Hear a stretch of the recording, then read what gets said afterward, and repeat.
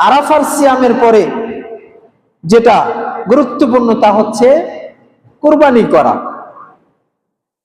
রাসূল সাল্লাল্লাহু আলাইহি ওয়াসাল্লাম বলেন, যে ব্যক্তি সামর্থ্যবান থাকার পরেও কুরবানি করবে না, সে যেন আমাদের মুসাল্লা ঈদগাহে না আসে। যে ব্যক্তি সামর্থ্যবান থাকার পরেও কুরবানি করবে না, সে যেন আমাদের ঈদগাহে না আসে। ইবনে মাজাহ হাদিস নাম্বার 3123 নম্বর হাদিস। সম্মানিত উপস্থিতি হাজিরিন, কুরবানির বিধান হচ্ছে সুন্নাতে মুআক্কাদা। কুরবানি ফরজ বা ওয়াজিব কোনো ইবাদত না, এটা সুন্নাতে মুআক্কাদা। এখন আমাদের মধ্যে একটা টেন্ডেন্সি, চিন্তা ভাবনা আছে, সুন্নাত মানেই ছেড়ে দিতে হবে। ওই যে দাড়ির ব্যাপারে যেটা আছে, সমাজে প্রচলিত হয়েছে যে দাড়ি রাখা সুন্নাত।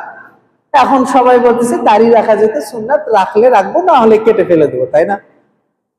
আরব বিদ্যান এবং সালাফিয়াতের যত বিদ্যান রয়েছে, দাড়ি রাখা ফরজ ওয়াজিব কাজ। যে ব্যক্তি দাড়ি কর্তন করলো সে কবিরা গুনাহ করলো। আল্লাহ আমাদেরকে হেফাজত করুন, আল্লাহুম্মা আমিন। বলতেছিলাম, সুন্নাতে মুআক্কাদা মানে এমন নয় যে এই সুন্নাত ছেড়ে দিলেও মনে হয় কিছু হবে না, ব্যাপারটা এরকম নয়। সুন্নাতে মুআক্কাদা মানে গুরুত্বপূর্ণ সুন্নাত, যেটা রাসূল সাল্লাল্লাহু আলাইহি ওয়াসাল্লাম কখনোই ছাড়তেন না। যেমন ফজরের আগের সুন্নাতটা রাসূল সাল্লাল্লাহু আলাইহি ওয়াসাল্লাম কখনোই ছাড়তেন না। এমনকি সফরে যেও কখনো কখনো ফজরের আগের সুন্নাত তিনি পড়তেন। সফরে সুন্নাত সালাত পড়তে হয় না, তারপরেও তিনি পড়তেন। এবং রাসূল সাল্লাল্লাহু আলাইহি ওয়াসাল্লাম দ্বিতীয় হিজরি থেকে হজ ফরজ হয়েছে, দ্বিতীয় হিজরি থেকে সালাত ফরজ হওয়ার পরে হজ ফরজ হয়েছে, হজ ফরজ হওয়ার পরে কুরবানির বিধান এসেছে। কুরবানি দ্বিতীয় হিজরি থেকে রাসূল সাল্লাল্লাহু আলাইহি ওয়াসাল্লাম 11তম হিজরিতে মৃত্যুবরণ করেছে। এই দীর্ঘ 9 বছর রাসূল সাল্লাল্লাহু আলাইহি ওয়াসাল্লাম একবারও তিনি কুরবানির সুন্নাতকে ছেড়ে দেন না। তার মানে কি বোঝা যায় যে কুরবানি ছেড়ে দেওয়া বৈধ? জি না। আপনার সামর্থ্য থাকলে আপনি কুরবানি করবেন, যদি আপনার সামর্থ্য না থাকে তাহলে ভিন্ন কথা। পারতপক্ষে আপনি সামর্থ্যবান হলে আপনি কুরবানি করবেন। এখানে একটা মাসালা মাঝখানে শুনে রাখুন। আপনি মোটামুটি সচ্ছল মানুষ, আপনার সংসার মাশাআল্লাহ ভালো চলে, ভালো বেতনের চাকরি করেন, হঠাৎ করে সারা বছর ভালোই চলতো, হঠাৎ করে হয়তো বাড়ি কিনেছেন, অথবা জায়গা কিনেছেন, অথবা মেয়েকে বিয়ে দিয়েছেন, হঠাৎ করে আপনার হাতের ক্যাশ কমে গিয়েছে। হয় না এরকম যে হঠাৎ করে কোনো একটা বিপদ বালা মুসিবত ঘটেছে, অথবা কোনো একটা সমস্যা হয়েছে, আপনি এই কুরবানির আগে এসে আপনার হাত থেকে লিকুইড টাকা যেটা, এটা কমে গিয়েছে। এমন টাকা নেই যে আপনি একটা গরু কিনে দিতে পারেন, তবে আপনি সারা বছর সামর্থ্যবান। এইরকম ব্যক্তির জন্য ঋণ করেও কুরবানি করা বৈধ, বরং জরুরি। জরুরি এই জন্য বললাম যে সে সামর্থ্যবান, কিন্তু হঠাৎ করে একটা জায়গা কিনেছে, একটা ফ্ল্যাট কিনেছে, সে টাকাটা ওখানে ইনভেস্ট করেছে। এখন সে যদি তার বন্ধু থেকে, অথবা তার কলিগ থেকে, অথবা ভাই থেকে সে ধার করে, সে কিছুদিনের মধ্যে এটা শোধ করতে পারবে। ধরেন কুরবানি হয়ে গেল, 1-2 মাস পরে আবার তার কাছে তার বেতন চলে আসলো, ব্যবসার লাভ চলে আসলো, তখন কি আর সে কুরবানি করতে পারবে? সম্ভব? 1 মাস পরে তার কাছে 1 লাখ টাকা চলে আসলো, কি বলেন? একটা গরু কিনে নিয়ে এসে দিতে পারবে না? হবে? হবে না। বোঝা যাচ্ছে যে আমার কাছে টাকা আসবে, ব্যবসা থেকে আসবে, চাকরি থেকে আসবে, অনেক জায়গা থেকে আসবে, কিন্তু এখন নেই। তাহলে আপনি ঋণ করেও কুরবানি করতে পারেন। এদেশে একটা মাসালা প্রচলিত রয়েছে, ঋণ করে কুরবানি হয় না। ঋণ করে কুরবানি হয় না তো হয় না, ঋণ যে নিয়েছে তারও কুরবানি হয় না। আছে না এরকম মাসালা যে ঋণগ্রস্ত ব্যক্তির কুরবানি নাই, মাসালা দিয়ে দিছে।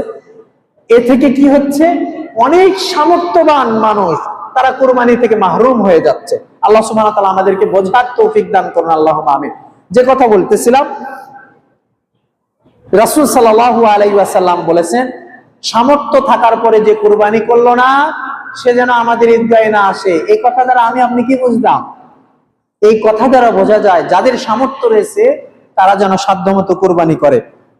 পঞ্চম যে বিষয়টা হচ্ছে কুরবানি পশু, যেহেতু আজকে 24শে জিলকদ, আমরা কয়েকদিন পরে, হয়তো 5-7 দিন পরে কুরবানির পশু ক্রয়ের জন্য আমরা ব্যস্ত হয়ে পড়ব। কুরবানির পশু মোটামুটি 3 শ্রেণীর পশু কুরবানি করা যায়। প্রথম শ্রেণীর পশু হচ্ছে উট, দ্বিতীয় হচ্ছে ছাগল, তৃতীয় হচ্ছে গরু। হাদিসে এই 3টির কথা, গাভীর কথা পাওয়া যায়। এখন দুম্বা এবং ভেড়া হচ্ছে ছাগলের ক্যাটাগরি। দুম্বা এবং ভেড়া ছাগলের ক্যাটাগরি, আর মহিষ হচ্ছে উট গরুর ক্যাটাগরি। যদিচ অনেক আলেম বলার চেষ্টা করেছে, অনেক বিদ্বান কলম ধরেছে মহিষের ব্যাপারে, যে মহিষ কুরবানি দেওয়া বৈধ নয়, মহিষ কুরবানি দেওয়া জায়েজ নয়, যেহেতু মহিষের কথা ডিরেক্ট ভাবে হাদিসে আসেনি। এখানে ইমাম তাইমিয়া এবং নাসিরউদ্দিন আলবানী তারা বলেছেন, এবং এছাড়া অনেক সালাফি আলেম, শাইখ সালেহ আল মুনাজ্জিদ, সালেহ আল ফাউজান, তারা তাদের কিতাবে বলেছেন যে মহিষ হচ্ছে গরুর অন্তর্ভুক্ত। মহিষ হচ্ছে গরুর অন্তর্ভুক্ত। গরু যেরকম মহিষ একই রকম। গরু দিয়ে হাল চাষ করা যায়, মহিষ দিয়ে হাল চাষ করা যায়। গরুর দুধ বিক্রি করা যায়, খাওয়া যায়, মহিষের দুধ বিক্রি করা যায়, খাওয়া যায়। গরু যেরকম বাড়িতে পালা যায়, মহিষ সেই রকমই বাড়িতে পালা যায়, একই জিনিস, একেবারে সেম। এই কারণে মহিষ হচ্ছে গরুর অন্তর্ভুক্ত।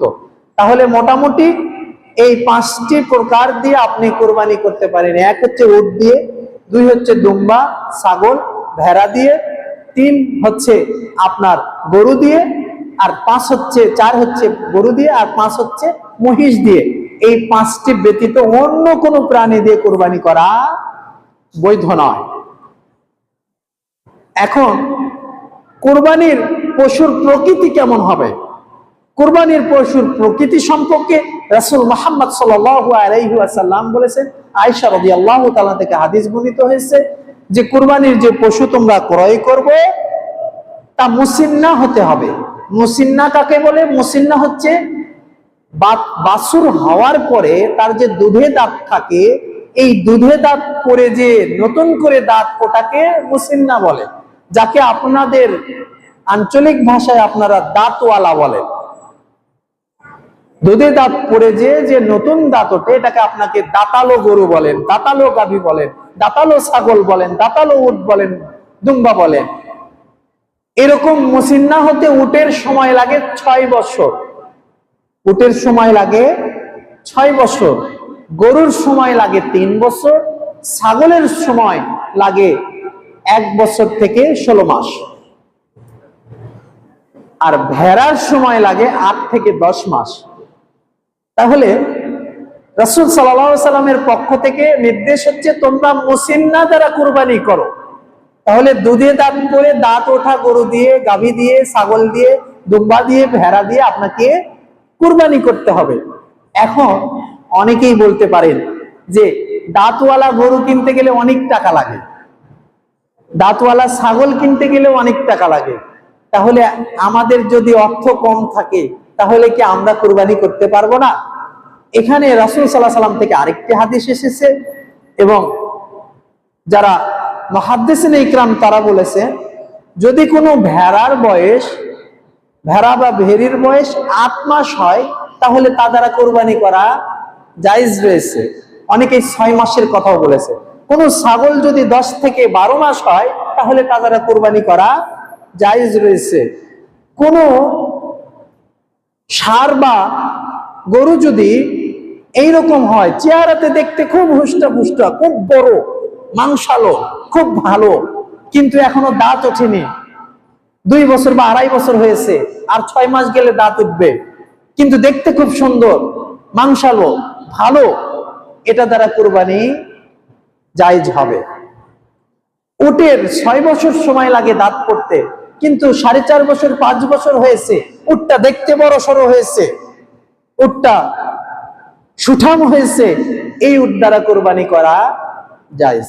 তবে উত্তম হচ্ছে, আমি এগুলো যেগুলো বললাম এগুলো হচ্ছে জায়েজ, আর উত্তম হচ্ছে মুসিন্না দ্বারা কুরবানি করা, যে হাদিসটা আগে বলেছি। তাহলে আপনারা উত্তমটা নেবেন না জায়েজটা নেবেন? উত্তমটা নেওয়ার চেষ্টা করবেন সব সময়। সব সময় ইসলামের কোনো কাজ করতে যে, দ্বীনের কোনো কাজ করতে যে, আল্লাহ এবং আল্লাহ রাসূলের কোনো নির্দেশ মানতে যে আমরা উত্তমটা নিব। দুনিয়ার ব্যাপারে কিন্তু আমরা উত্তমটা নিই, তাই না? বাজারে গেলে ওই কানা বাগুন নেন না, ওই ভালো বাগুনগুলো, বেগুনগুলো বেছে নেন, তাই না? ভালো ভালো বেছে নেন, টমেটো গুলো, আলুগুলো ভালো ভালো নেন, ডিমগুলো ভালো ভালো বেছে নেন, বড় বড় নেন, তাই না? আমরা দুনিয়ার ব্যাপারে মাশাআল্লাহ ভালো বুঝি, উত্তমটা নিতে হবে। পোশাক কিনতে গেলে হাত দিয়ে দেখেন পোশাকটা মোটা কিনা, পরে আরামদায়ক হবে কিনা, উত্তমটা বেছে বেছে নেন। কিন্তু ইবাদতের ব্যাপারে এসে হলেই হলো, তাই না? আল্লাহ হেফাজত করুন। তাহলে মুসিন্না দ্বারা কুরবানি, দাঁতওয়ালা গরু, গাভী, ছাগল কুরবানি করা উত্তম। আমরা উত্তমটা করার চেষ্টা করব ইনশাআল্লাহ।